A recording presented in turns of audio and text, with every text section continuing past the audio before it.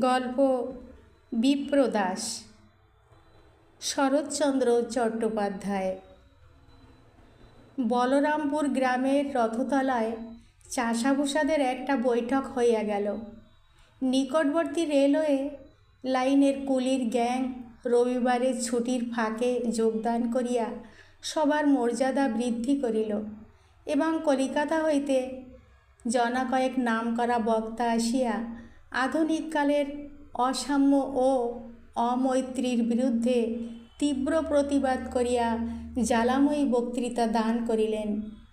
অসংখ্য প্রস্তাব গৃহীত হইল ও পরে শোভাযাত্রায় বন্ধে মাতরম ধ্বনি সহযোগে গ্রাম পরিক্রমণপূর্বক সেদিনের মতো সম্মিলনীর কার্য সমাধা হইল। বলরামপুর সমৃদ্ধ গ্রাম। ছোট বড় অনেকগুলি তালুকদার ও সম্পন্ন গৃহস্থের বাস। এক প্রান্তে মুসলমান কৃষকপল্লী ও তাহারই অদূরে ঘর কয়েক বাগদি ও দুলেদের বসতি। ভাগীরথীর একটি শাখা বহুকাল পূর্বে মজিয়া অর্ধবৃত্তাকারে ক্রোশেক বিস্তৃত বিলের সৃষ্টি করিয়াছে। ইহারই তীরে তাহাদের কুঠির। এই গ্রামের সর্বাপেক্ষা বিত্তশালী ব্যক্তি যজ্ঞেশ্বর মুখোপাধ্যায়। জমিজমা তালুক তেজারতি প্রভৃতিতে তাহার সম্পত্তি ও সম্পদ প্রচুর বলিলে অতিশয়োক্তি হবে না। তাহার সুবৃহৎ অট্টালিকার সম্মুখের পথে এই শোভাযাত্রা যখন রক্ত পতাকায় লিখিত নানাবিধ বাণী ও বিপুল চিৎকারে কৃষক মজুরের জয় জয়কার হাঁকিয়া অতিক্রম করিতেছিল, তখন দ্বিতলের বারান্দায় দাঁড়াইয়া এক দীর্ঘকৃতি বলিষ্ঠ গঠন যুবক নিচের সমস্ত দৃশ্য নিঃশব্দে নিরীক্ষণ করিতেছিল। অকস্মাৎ তাহার প্রতি দৃষ্টি পড়ায় বিক্ষুব্ধ জনতার উদ্বেলিত কোলাহল যেন এক মুহূর্তে নিভিয়া গেল। পূর্ববর্তী নেতৃস্থানীয় জন দুই তিন ব্যক্তি চমকিয়া ইতস্তত চাহিয়া এক মুহূর্তে নিভিয়া গেল। বহু লোকের দৃষ্টি অনুসরণ করিয়া উপরের দিকে মুখ তুলিতেই তিনি থামের আড়ালে ধীরে ধীরে অন্তর্নিহিত হইয়া গেলেন। তাহারা জিজ্ঞাসা করিলেন, কে? অনেকেই চাপা মৃদু কণ্ঠে উত্তর দিল, বিপ্রদাস বাবু। কে বিপ্রদাস? গায়ের জমিদার বুঝি? কে একজন কহিল, হ্যাঁ। নেতারা শহরের লোক, কাহাকেও বড় একটা গ্রাহ্য করেন না। উপেক্ষা ভরে কহিলেন, ওহ এই, এবং পরক্ষণেই উচ্চ চিৎকারে মাথা উপরে হাত ঘুরাইয়া সমস্বরে হাঁকিলেন, বলো ভারত মাতার জয়, বলো কৃষাণ মজুরের জয়, বলো বন্ধে মাতরম। বিশেষ ফল হইল না। অনেকেই চুপ করিয়া রহিল অথবা মনে মনে বলিল, এবং যে দুই চারিজন সাড়া দিল তাহাদেরও ক্ষীণ কণ্ঠ বেশি ঊর্ধ্বে উঠিল না।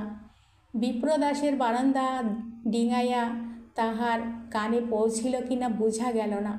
নেতারা নিজেদের অপমানিত জ্ঞান করিলেন, বিরক্ত হইয়া কহিলেন, এই একটা সামান্য গ্রাম্য জমিদার, তাকেই এত ভয়?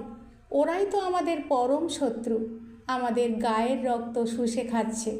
আমাদের আসল অভিযান তো ওদেরই বিরুদ্ধে। ওরা যে প্রদীপ্ত বাগ্মিতার সহসা বাধা পড়িল। প্রদীপ্তবাগ্মিতায় সহসা বাধা পড়িল।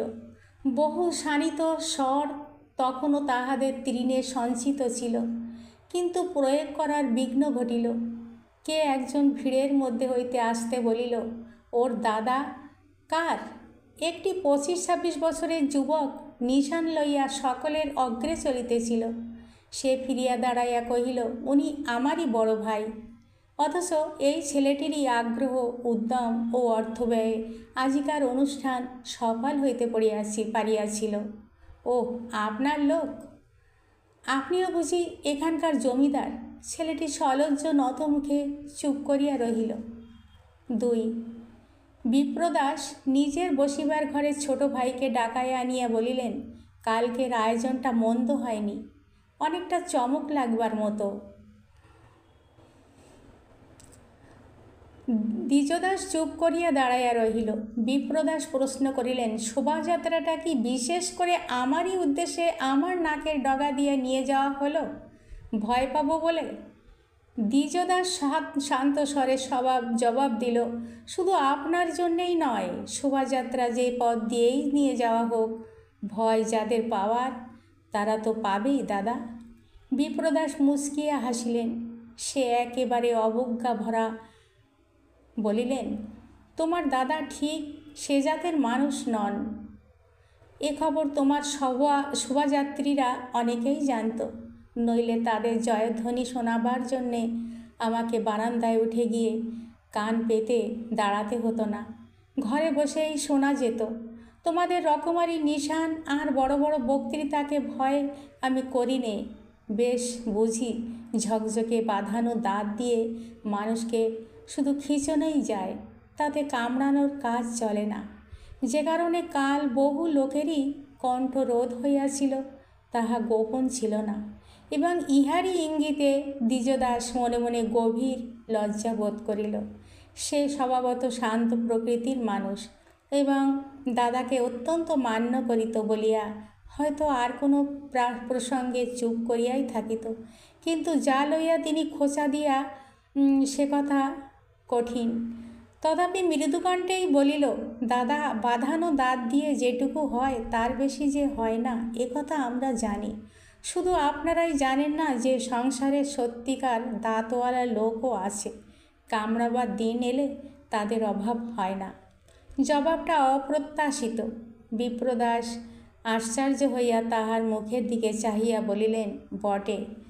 দ্বিজদাস প্রত্যুত্তরে কি একটা বলিতে যাইতেছিল, কিন্তু সভায় থামিয়া গেল। ভয় বিপ্রদাসকে নহে, অকস্মাৎ দ্বারের বাহিরে মায়ের কণ্ঠস্বর শোনা গেল, তোরা দরজায় পর্দা টাঙিয়ে রাখিস কেন বলো তো?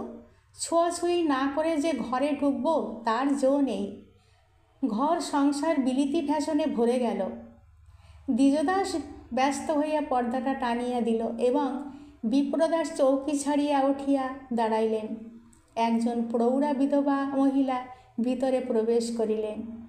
বয়স 40 উত্তীর্ণ হইয়াছে, কিন্তু রূপের অবধি নাই। একটু কৃশ মুখের পরে বৈধব্যের কঠোরতার ছাপ পড়িয়াছে, তাহা লক্ষ্য করিলেই বোঝা যায়। ছোট ছেলের দিকে সম্পূর্ণ পিছন ফিরিয়া বড় ছেলেকে উদ্দেশ্য করিয়া বলিলেন, হ্যাঁ রে বিপিন, শুনছি নাকি একাদশী নিয়ে এ মাসে পাজিতে গোল বেঁধেছে, এমন তো কখনো হয় না। বিপ্রদাস কহিল, হওয়া তো উচিত নয় মা, তুই স্মৃতিরত্ন মশাইকে একবার ডেকে পাঠা, তার মতটা কি শুনি। বিপ্রদাস ঈষৎ হাসিয়া বলিল, তা পাঠাচ্ছি, কিন্তু তার মতামতে কি হবে মা? তোমার কানে একবার যখন খবর পৌঁছেছে তখন ও দুটো দিনের একটা দিনও তুমি জল স্পর্শ করবে না তা জানি। মা হাসিলেন, বলিলেন, মিথ্যে উপবাস করে মরা কি কারো শখ রে? কিন্তু উপায় কি? এ করলে পুণ্যি নেই, না করলে অনন্ত নরক। হ্যাঁ রে, বৌমা বলছিলেন খবরের কাগজে লিখেছে কে একজন মস্ত পণ্ডিত কলকাতায় নাকি চমৎকার ভাগবত পাঠ করছেন, ব্যাখ্যা করছেন, একবার খোঁজ নে দেখি। কি হলে এ বাড়িতে তিনি পায়ের ধুলে দিতে পারেন। তোমার হুকুম হলেই নিতে পারি মা।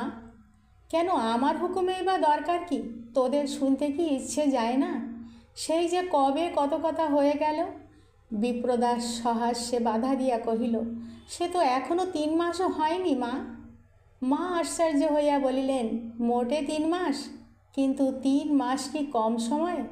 তা সে যাই হোক বাবা, এবার কিন্তু না বললে চলবে না। আমার 2 মামিই চিঠি লিখেছেন কৈলাসনাথ মানস সরোবর দর্শনে এবার আমি যাবই যাব। বিপ্রদাস হাত জোড় করিয়া কহিল, দোহাই মা, ও আদেশটি তুমি করো না। তোমার 2 ছেলের একজন সঙ্গে না গেলে মামিদের জিম্মায় তোমাকে তিব্বতে পাঠাতে পারবো না, আর সব ক্ষতিই সইবে, কিন্তু মাকে হারানো আমার সইবে না। মায়ের 2 চক্ষু ছলছল করিয়া আসিল, বলিল, ভয় নেই রে, কৈলাসের পথে মরণ হবে তেমন পুণ্যি তোর মায়ের নেই। আমি আবার ফিরে আসব, কিন্তু ছেলের মধ্যে তুই তো আমার সঙ্গে যেতে পারবি না বিপিন। তোর পরেই এত বড় সংসারের সব ভার, আর পিছনে যে ছেলে দাঁড়িয়ে আছে তাকে নিয়ে আমি বৈকুণ্ঠে যেতেও রাজি নই। বামুনের ছেলে হয়ে সন্ধে আহ্নিক তো অনেক দিন ছেড়েছে। শুনতে পাই কলকাতায় খাদ্যেরও নাকি বিচার করে না। এর উপর কাল কি করেছে শুনেছিস? বিপ্রদাস ভালো মানুষের মতো মুখ করিয়া কহিল, কি আবার করলে? কই শুনিনি তো কিছু। মা বলিলেন, নিশ্চয়ই শুনেছিস। তোর চক্ষুকে ফাঁকি দেবে এমন বুদ্ধি ও ছোড়ার ঘটে নেই। কিন্তু এর একটা প্রতিকার করো। ও আমারই খাবে পড়বে, আর আমারই টাকায় কলকাতায় থেকে লোক এনে আমার প্রজা বিগড়বার ফন্দি আটবে। ওর কলকাতার খরচা তুই বন্ধ কর। বিপ্রদাস আশ্চর্য হইয়া বলিল, সে কি কথা মা? পড়ার খরচ বন্ধ করে দেব? ও পড়বে না? মা বলিলেন, দরকার কি? আমার শ্বশুরের স্কুলের ছাত্ররা যখন দল বেঁধে এসে বললে বিদেশি লেখাপড়ায় দেশের সর্বনাশ হলো, তখন তাদের তুই তেড়ে মারতে গেলি। আর তোর নিজের ছোট ভাই যখন ঠিক ওই কথাই বলে বেড়ায়, তার কি কোনো প্রতিবিধান করবি নে? এ তোর কেমন বিবেচনা? বিপ্রদাস হাসি মুখে কহিল, তার কারণ আছে। স্কুলের ক্লাসে প্রমোশন না পেয়ে ও নালিশ করলে আমার সয় না, কিন্তু দ্বিজুর মতো এমএ পাশ করে বিলিতি শিক্ষাকে যত খুশি গাল দিয়ে বেড়াক আমার গায়ে লাগে না। মা বলিলেন, কিন্তু এটা আমার টাকায় আমার প্রজা খেপানো। দ্বিজদাস এতক্ষণ নিঃশব্দে ছিল, একটা কথারও জবাব দেয় নাই। এবার উত্তর দিল, কহিল, কালকের সভা সমিতির জন্যে তোমাদের স্টেটের একটা পয়সাও আমি অপব্যয় করিনি। মা ঘরে ঢুকিয়া পর্যন্ত একবারও পিছনে তাকান নাই। এখনও চাহিলেন না। বিপ্রদাসকেই প্রশ্ন করিলেন, তাহলে হতভাগ্যকে জিজ্ঞাসা করত, টাকা পেল কোথায়? রোজগার করছে? ঠিক এমনই সময়ে পর্দার বাহিরে টুংটাং করিয়া একটুখানি চুরির শব্দ হইল। বিপ্রদাস কান পাতিয়া শুনিয়া বলিল, ওই তো তার জবাব মা। তোমার নিজের ঘরের বউ যদি টাকা জোগায়, কে আটকাবে বলো দেখি? মায়ের মনে পড়িল, কহিলেন, ও তাই বটে, সতীর কাজ এই। বড় মানুষের মেয়ে বাপের জমিদারি থেকে বছরে যে 6,000 টাকা পায়, সে আমার খেয়াল ছিল না। তিনিই গুণধর দেওরকে টাকা জোগাচ্ছেন। একটুখানি স্থির থাকিয়া কহিলেন, তোর সম্বন্ধ করতে বেয়াই মশাই নিজে যখন এলেন, তখনই কর্তাকে আমি বলেছিলুম, রায়বাড়ির মেয়ে ঘরে এনে কাজ নেই। ওদের বংশেরই তো অনাথ রায় বিলেত গিয়ে মেম বিয়ে করেছিল। ওরা পারে নাকি? ওদের অসাধ্য সংসার কি আছে? বিপ্রদাস তেমনি হাসি মুখে চুপ করিয়া রহিল। সে জানিত সতীর অদৃষ্টে এখোটা আর যাবার নয়। তাহার বাপের বাড়ি সম্পর্কে সে এক অনাথ রায় বাঙালি মেম বিবাহ করিয়াছিল। কে এক অনাথ রায় বাঙালি বিবাহ করিয়াছিল, এ কথা মা আর ভুলিতে পারিলেন না। সকলেই চুপ করিয়া আছে দেখিয়া তিনি পুনশ্চ বলিলেন, আচ্ছা থাক, বাবা কৈলাসনাথ এবার টেনেছেন, তাকে দর্শন করে ফিরে আসি, তারপরে এর বিহিত করব। এই বলিয়া তিনি ঘর হইতে বাহির হইয়া গেলেন।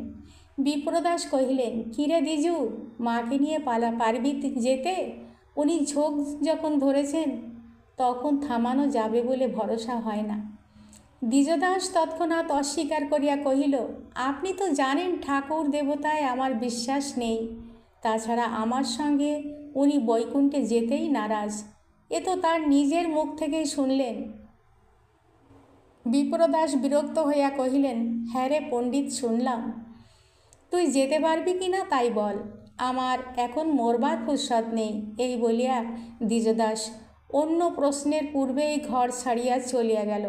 বিপ্রদাস নিঃশ্বাস ফেলিয়া বলিলেন, তাই বটে, এমনই দেশের কাজ যে মাকেও মানা চলে না। এইখানে মায়ের একটুখানি পরিচয় দেওয়া আবশ্যক। বিপ্রদাসের ইনি বিমতা। তাহার জননীর মৃত্যুর বৎসরকাল পরেই যজ্ঞেশ্বর দয়াময়ীকে বিবাহ করিয়া গৃহে আনিয়াছিলেন, এবং সেই দিন হইতে ইহার হাতেই সে মানুষ। ইনি যে জননী নহেন, এ সংবাদ বিপ্রদাস যথেষ্ট বয়স না হওয়া পর্যন্ত জানিতেও পারে নাই। এখানেই সমাপ্ত করলাম বন্ধুরা। গল্পটি কেমন লাগলো অবশ্যই জানিও, কেমন।